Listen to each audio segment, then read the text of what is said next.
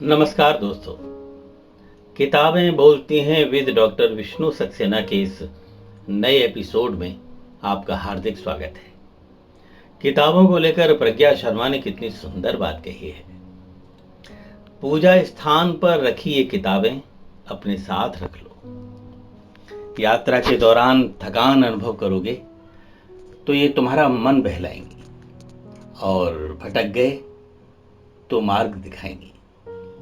यदि यात्रा की महत्वहीनता तुम पर खुल गई तो ये किताबें बुद्ध से बुद्धत्व की ओर बढ़ने में तुम्हारा सहयोग करेंगी। ये किताबें तुम्हारे काम आएंगी। तो प्यारे दोस्तों, आज मेरे हाथ में जो किताब है उसका नाम है मैं हनुमान। ये एक आत्मकथा है राम भक्त पवन पुत्र हनुमान की। मजे की बात यह है कि जिसे लिखने का सौभाग्य भी मिला है तो श्री पवन कुमार जी को, जो एक वरिष्ठ आईएएस अधिकारी हैं और वर्तमान में उत्तर प्रदेश हिंदी संस्थान के निदेशक भी। इस अद्भुत किताब की खूबी यह है कि एक बार शुरू कर दो तो लगता है अब इसे पूरी पढ़ लें, उसके बाद ही कोई दूसरा काम करेंगे। आइए इस विलक्षण किताब के एक विशेष अंश को आपको पढ़कर सुनाता हूं। घटनाएं तो जीवन का अभिन्न हिस्सा होती हैं। घटनाओं का एकीकरण भी जीवन है। इसी क्रम में एक घटना का वर्णन मैं यहां करना चाहूंगा। ये घटना मेरे बाल्यकाल की है। प्रातः काल का समय था।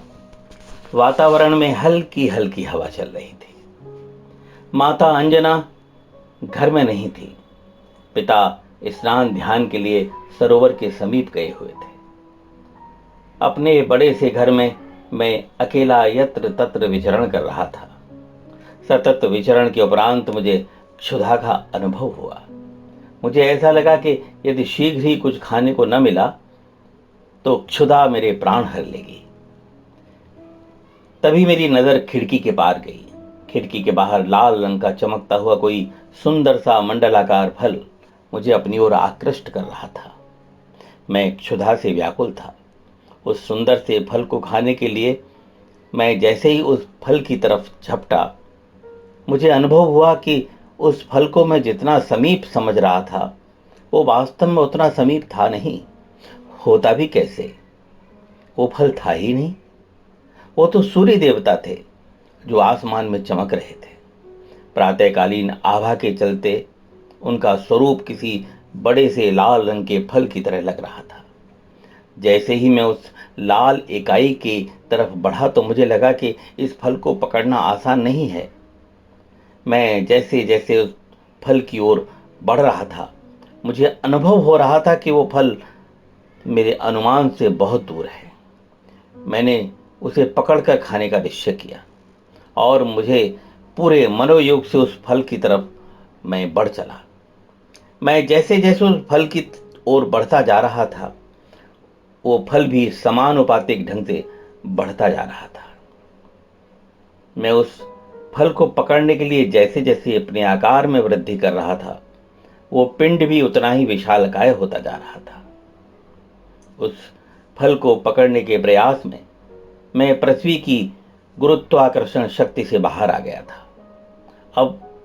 अब मैं भार शून्यता का अनुभव कर रहा था। मेरी क्षुधा बढ़ती ही जा रही थी। मैं जैसे जैसे उस पिंड की तरफ बढ़ता जा रहा था, मुझे उष्णता का अनुभव हो रहा था। मैं येन केन प्रकारेण उस लाल पिंड को खाना चाहता था। अचानक मैंने हाथ बढ़ाया और उस लाल पिंड को पकड़कर तत्काल अपने मुंह में भर लिया। जैसे ही मैंने इस पिंड को मुंह में रखा, पृथ्वी पर गहन अंधकार छा गया। पहले तो प्राणियों को लगा कि एक खग्रास सूर्य ग्रहण है। उस दिन अमावस्या तिथि भी थी और सूर्य को ग्रहण भी लगना था।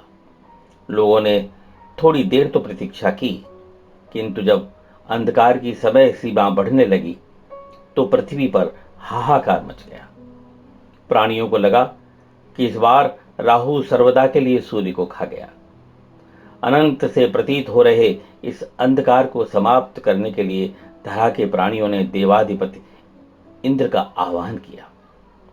देवराज इंद्र तक जब यह करुण पुकार पहुंची तो उन्होंने अपना वज्र ग्रहण को लक्षित करके चला दिया।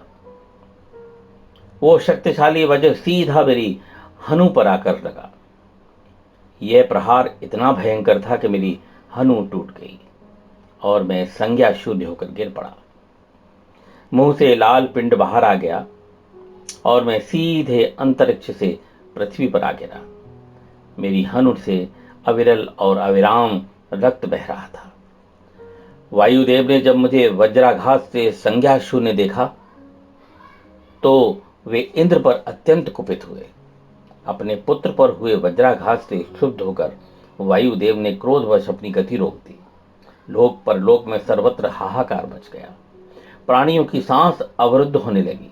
विद्यमान संकट से भयभीत होकर इंद्र सीधे ब्रह्मा जी के पास भागे। सारा वृत्तांत कह सुनाया। इसके पश्चात ब्रह्मा जी ने अन्य देवता सहित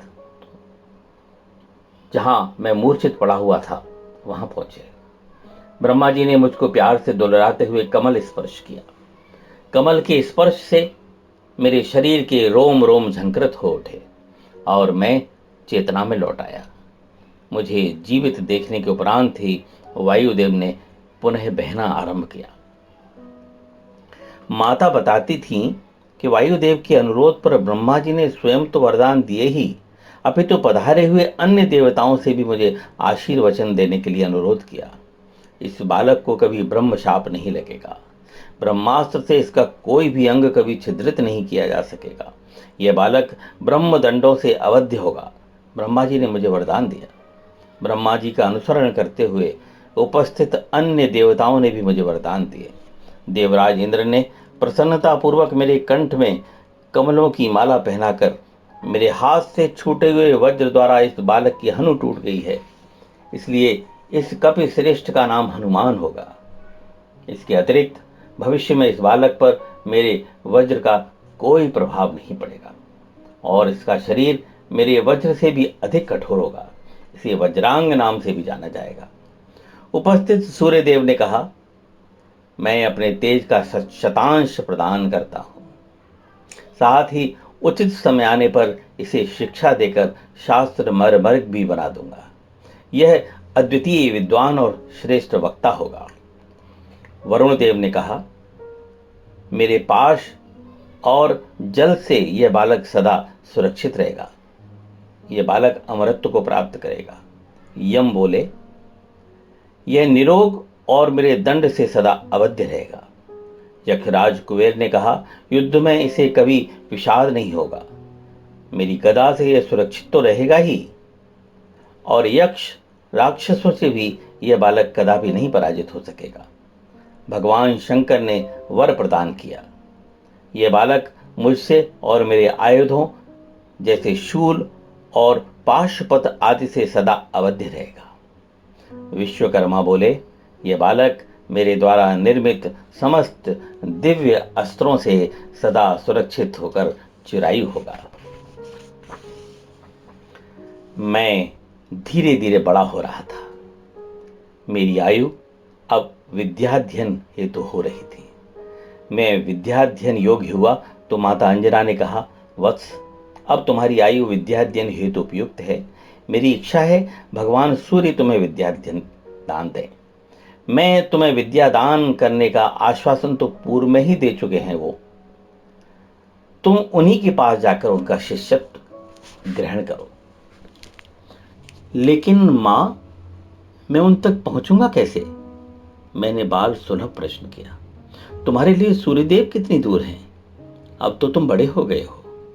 जब तुम छोटे थे तुम तो तभी सूर्यदेव के पास जा चुके थे। केसरी नंदन, संसार में ऐसा कोई कार्य नहीं जो तुम न कर सको। मेरी माता ने मुझे अपना बल स्मरण कराया। फिर क्या था, अगले ही पल मैंने अपना स्वरूप विस्तार किया। आकाश में उछाल मारी और वायुपुत्र होने का लाभ उठाते हुए सीधे सूर्य देव की ओर उड़ चला। मैं सीधे सूर्य देव के निकट पहुंचा। शिष्टाचार स्वरूप में सूर्यदेव के सारथी अरुण से मिला। मैंने उन्हें अपना परिचय दिया और अपने आयोजन आने का प्रयोजन बताया। उन्होंने मुझे भगवान सूर्यदेव से मिलवा दिया।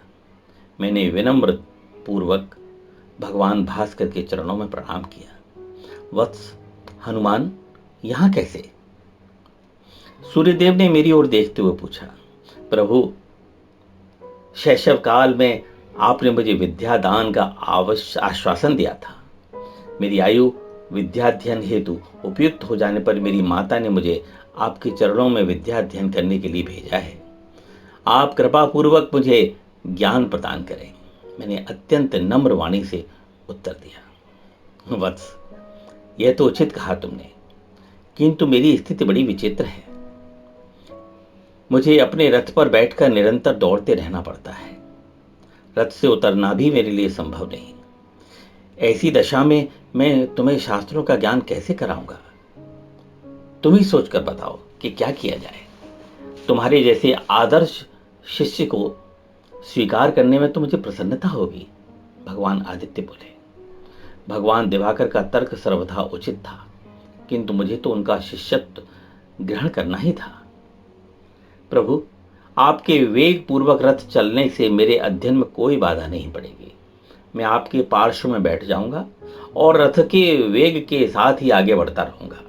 हाँ, आपको किसी प्रकार की असुविधा नहीं होनी चाहिए, मैंने विनम्रता से कहा। भगवान आदित्य ने मेरी प्रार्थना को स्वीकार कर लिया था। शिक्षा प्रारंभ हो गई। अविराम अध्ययन आरंभ हो चुका था। दिन और रात बोध समाप्त हो चुका था इसका। सूर्यदेव वेदादि शास्त्रों, समस्त विद्याओं के अंगोपांग एवं उनके रहस्य जितनी शीघ्रता से बोल सकते थे बोलते चले जाते थे। श्रुति आधारित ज्ञान दान की प्रक्रिया गतिमान थी। मैं शांत भाव से उन्हें श्रवण करता जा रहा था। प्रश्न, उत्तर, शंका व समाधान की आवश्यकता ही नहीं थी। भगवान सूर्य ने मुझे अल्प अवधि में ही समस्त वेदादि शास्त्र, उपशास्त्र एवं विद्याएं सुना दी। सूर्यदेव ने मुझे शास्त्रों, व्याकरण, कला, संगीत, युद्ध कौशल, वाक्पटुता का भी ज्ञान दिया। चारों वेद, 6 दर्शन, वेदांग, 8 सिद्धियों, नवनिधियों इत्यादि में उन्होंने मुझे पारंगत किया। उनके साथ रहते हुए मैंने सूत्र, वृत्त, महाभाष्य के साथ अन्यान्य शास्त्रों का भी अध्ययन किया। इस प्रकार विद्याध्ययन का संपन्न हुआ मेरा। मैं यह तो नहीं कह सकता कि इन विद्याओं में पारंगत हो गया, किंतु अपनी सामर्थ्य के अनुसार मैंने सीखने का प्रयास अवश्य किया। सूर्यदेव ने विद्यादान करने के पश्चात मुझे वापस प्रस्थान करने का आदेश दिया। प्रभु, मैं अल्पज्ञानी, अल्प शक्ति वाला कपि हूं। मैं आपको क्या दे सकता हूं? मैं तो आपकी सेवा करने में भी समर्थ नहीं, किंतु मैं ग्लानि से बचने के लिए आपसे गुरु दक्षिणा लेने हेतु निवेदन करना चाहता हूं। तुम गुरु दक्षिणा के प्रभु, गुरु दक्षिणा के स्वरूप में आप अपना अभीष्ट व्यक्त करें। विदाई के क्षणों में मैं सूर्यदेव को प्रणाम करके बोला। हनुमान, मैं तुम्हारे श्रद्धा भाव और विनम्रता से अत्यंत संतुष्ट हूं। मुझे तो कुछ नहीं चाहिए, किंतु यदि मुझे गुरु दक्षिणा के रूप में कुछ देना ही चाहते हो तो तुम मेरे अंश से उत्पन्न कपिराज बाली के छोटे भाई सुग्रीव की रक्षा का वचन दो। सर्वथा निष्काम सूर्यदेव ने अपनी अपेक्षा व्यक्त की। आज्ञा शिरोधार्य है। मेरे रहते सुग्रीव का बाल भी बांका नहीं हो सकेगा। मैं प्रतिज्ञा करता हूं। मैंने अपने गुरु के समक्ष प्रतिज्ञान किया।